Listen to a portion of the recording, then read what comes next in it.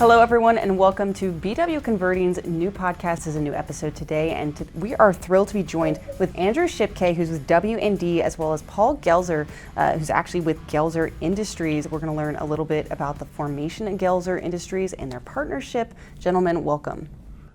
Thrilled to be here. Thank you. Thanks, Gabby. Absolutely. Thanks, Andy. So to start us off, let's go ahead and give our audience a brief background. So just name, title, a little bit about what you do in the industry, as well as your history with each other's companies. So let's go ahead and start with you, Paul. Yeah, sure. Paul Goelzer. I'm junior, and so my father's the one that started it. And so, I run the company day to day. I'm involved heavily into the, the hour by hour, the minute by minute. And I've built up a fabulous team of support around me and a great executive team. And so there's a lot I can tell you about the origins of Goelzer and how I got involved, and I guess now's a good time. The envelope industry is really driven by people that love to run a lot of volume. And that's kind of the way a lot of mindset in our industry has been. But my father really wanted to not be part of that main herd. He really wanted to be able to provide something that the marketplace was looking for, which was short run, quick turns, and stuff with more than one color on it. And by quick turns, the envelope industry back in the 80s was really lead times were weeks. And he said, let's do lead times that are days. And so he went to somebody who was his friend, and he was a political consultant. And he went to him and he said, hey, if I go independent, would you support me? And then the guy said, absolutely. And so my father started it off of direct mail, which was done political based. And so it was really fun. It was predominantly Texas senators and at that time. And then all of a sudden, that political consultant got to promote Ronald Reagan. And so we got to do all of Reagan's envelopes, and we got to do all of his all the way through both times, and we did the Bushes both times, and both Bushes both times, and so my father started off on that. But the way those politics worked back in the 80s was a politician would say something, and then the way the information got out was a piece of direct mail, and so the turn times were literally overnight or 2 days, and so that information would get disseminated out in the marketplace via direct mail. And so that's kind of how it all kind of was kicked off. But it's all about the insertability, and they have to be manufactured to where those inserters can run top speed, and they have the efficiencies the way those things are designed.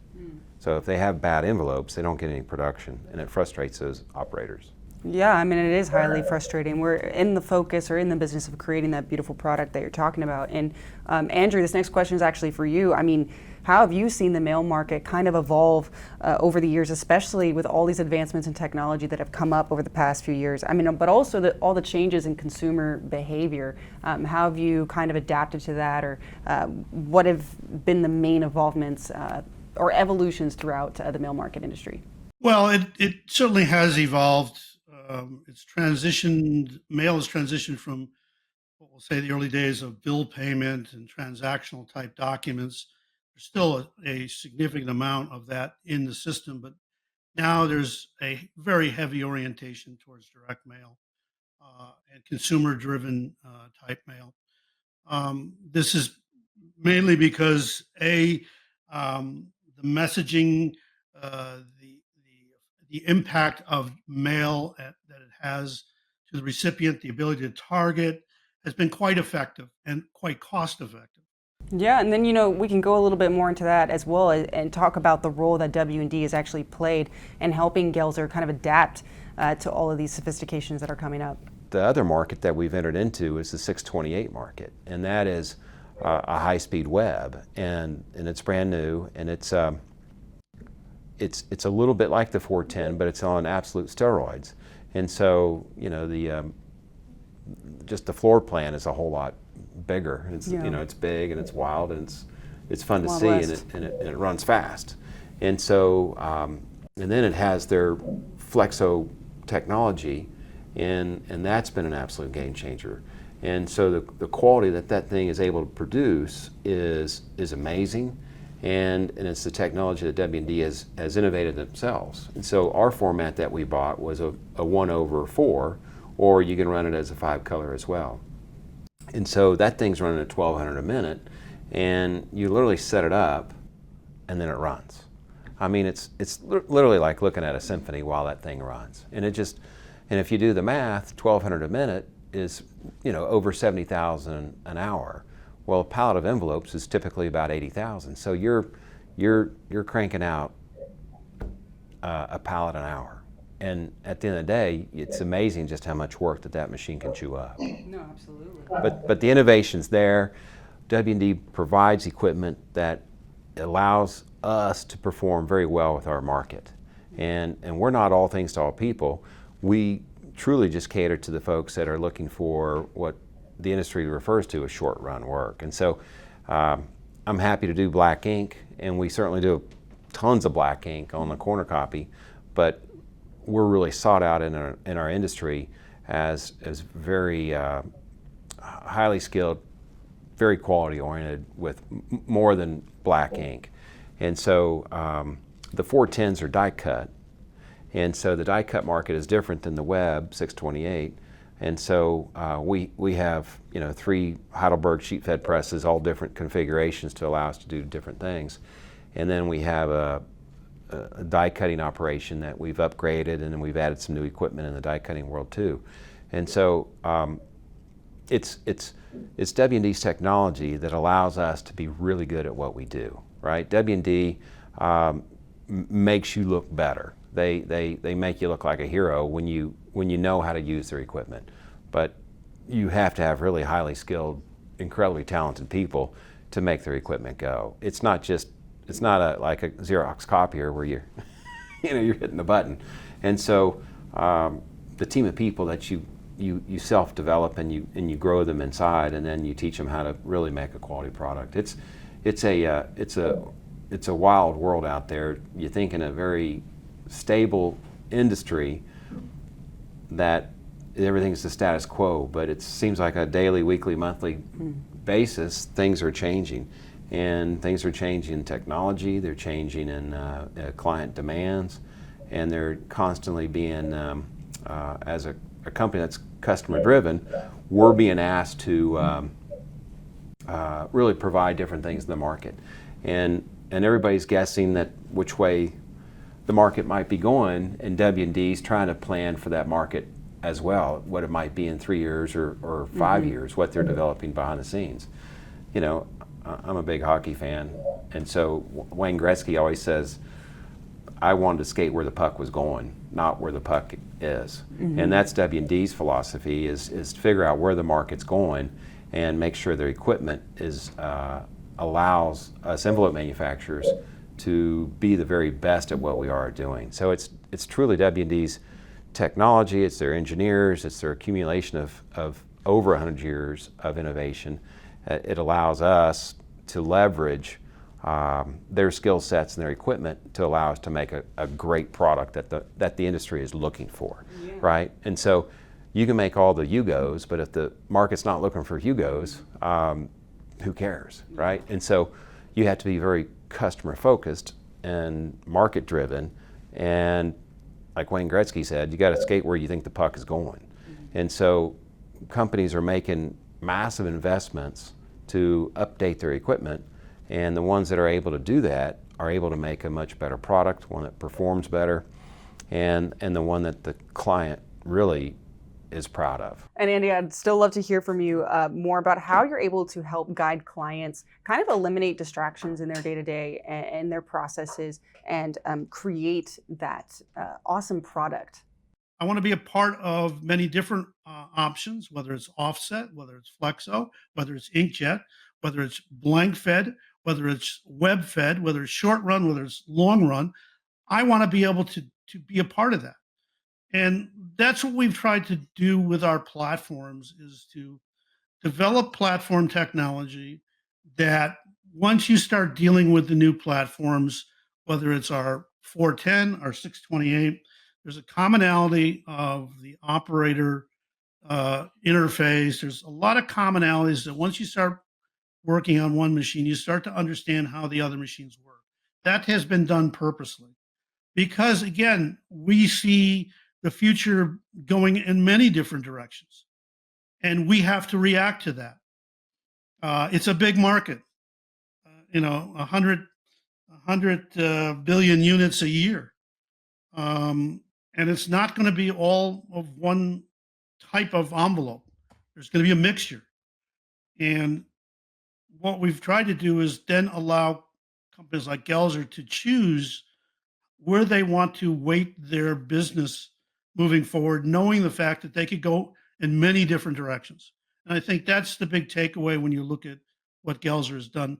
They have a quite diverse platform of technology that they've now have at their disposal. And that's what makes them unique and makes them strategically unique in our view. All right, well, that you actually answered by part my next question here, Andy, which was actually just what sets Goelzer apart from competitors, especially when you're prioritizing volume and cost, because I mean, that's like a huge part of it as well. It is, right? I mean, so the 628 allows you to make a lower priced point product, where the die cut, the sheet fed is a higher price point product. But the sheet fed die cut is really geared towards shorter run work and tends to have lots of colors on it. And so various substrates, right? It could be just regular offset paper, or it could be coated paper, or a satin grade, or a brown craft. So, and there's a lot of other things in between all that stuff. So we have always wanted to be the go-to place for somebody who's looking for, it goes back to what my father started, which was quick turn, high quality, short run work. And we have lived in that space for 39 years, and that's where I keep wanting to say where the market is going.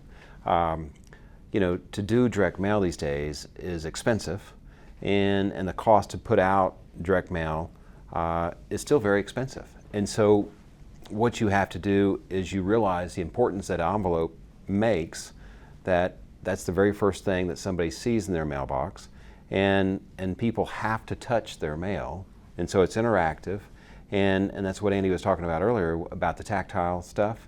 And so it could have grooves, it could have bubbles, it could have a soft touch on it, and so the envelope to me is the very most important feature of a direct mail piece. It's the very first thing that somebody sees, and so the color has to be exact. It has to be accurate to represent the client, right? And so it's vital that envelope is exactly what that client wants. And so we're able to do that on our Heidelbergs, and then we're getting into being able to do that with the 628. And so the 628 is for higher volumes, and we've already got a client that's ordering 5 to 6 million tactile envelopes a month, and they're not picking a number 10, it's a little bit smaller, so it's a unique size. And so the market is constantly evolving, and people are trying to figure out the best way, the most effective way to market. I always say, well, what would you rather have, an envelope in your mailbox, or would you rather have a phone call? Would you rather have a radio ad, a TV ad, a billboard? And at the end of the day, what Andy said is direct mail is very effective, and it's because the targeted audience that the direct mail pieces are going to, they already know your demographics. They already know everything about you. They know your buying habits. They know your age. They know where you live. They probably have an inclination of how much you make and where you like to spend your disposable income. And so people that used to say mail out a couple million, well, they refine their list down to maybe 1 million or something along those lines. And so the envelope becomes even more vital. It's no longer a mass mailing. It's a very refined piece. And so direct mail is effective when you have the right image and the right message. And so me and Andy don't live in that world of messaging. We live in the world of production and what is people asking for. And so trying to figure out where the market's going, I think Andy's right. You allow yourself the ability to give various platforms to allow you to do whatever product it is that the market's asking for. And we all have certain ideas of where things are headed, and it's going to be evolving, and it's going to continue to evolve. And we're not everything to everybody, but we certainly have a much broader product base than what really most envelope companies have. They really sit in the lane of high volume. You know, if you want blue ink, you get blue ink, and if you want black ink, you get black ink. And the blue and the blacks are going to move. Where the world that I live in, you're going to get exactly what you're looking for all over through your entire run. And we are unique out there in the marketplace, and we really rely upon the technology that W&D has, and we leverage that, we maximize it, and we love to know how to use it from one extreme to the other. And so it's a complicated question, but it's actually very simple. You just produce what the market wants, and you do a great job doing it. And W&D allows us to make a great product. Yeah, no, I'm glad you brought that up, because that is something I wanted to touch on as well. Because I mean, you've praised W&D for being more than just a supplier. So I mean, I want to know some of the examples maybe of just how W&D has acted just like as a true business partner for Goelzer Industries. Yeah, I mean, it goes all the way back to when you know, the man's retired these days, but his name was Hardy Krantz, and my father would only go to lunch with two people, and it was the banker and Hardy. And Dad always wanted to go to Luby's, and Hardy was always like, "Can't we go somewhere better than Luby's?" and so Dad's like, "No, I really like Luby's. It's down the street, and you know, we can sit here, and we can get what we want. We'll talk about it." But you know, Hardy came to town one time, and he said, "Hey, look, Paul and Paul, we have the best new machine coming out, and it's called a 527." And Hardy said, "You need to buy one." And Dad said, "Hardy, if you say we need to buy one, let's get one on order." And he said, looked over at me, he said, "Paul, let's figure out how we're going to get some bank money for that." And I said, "Great, let's figure that out." And so, you know, we started buying 527s back in the 90s, and it seemed like we were buying one every year, every 18 months, and that was, the trust is there with W&D because they are such an honorable supplier, and they're honorable people, and they always have been. The people inside W&D have always been fabulous, and we just, you know, Goelzer people love the W&D equipment because that's what allows us to do what we do, and it pays our rent, it pays their rent, puts food on the table, and it's a fabulous tool to allow us to really be great at our craft and our trade. And so we love W&D and how well they are integrated into our business, and they're woven into it. It's critical. It's vital to us that they maintain to be an incredible, strong, long-term supplier for us. I mean, looking ahead, I mean, what does it look like for Goelzer Industries? What are you seeing in the future? Well, I kind of think mail volumes will kind of maybe slow down some more. Nothing dramatic. I think that people realize that direct mail and transactional mail is vital. It's a form of the way humans communicate, is the written word. And it's visual, and the graphics are very important. People are starting to use a little bit more creativity in some of their products.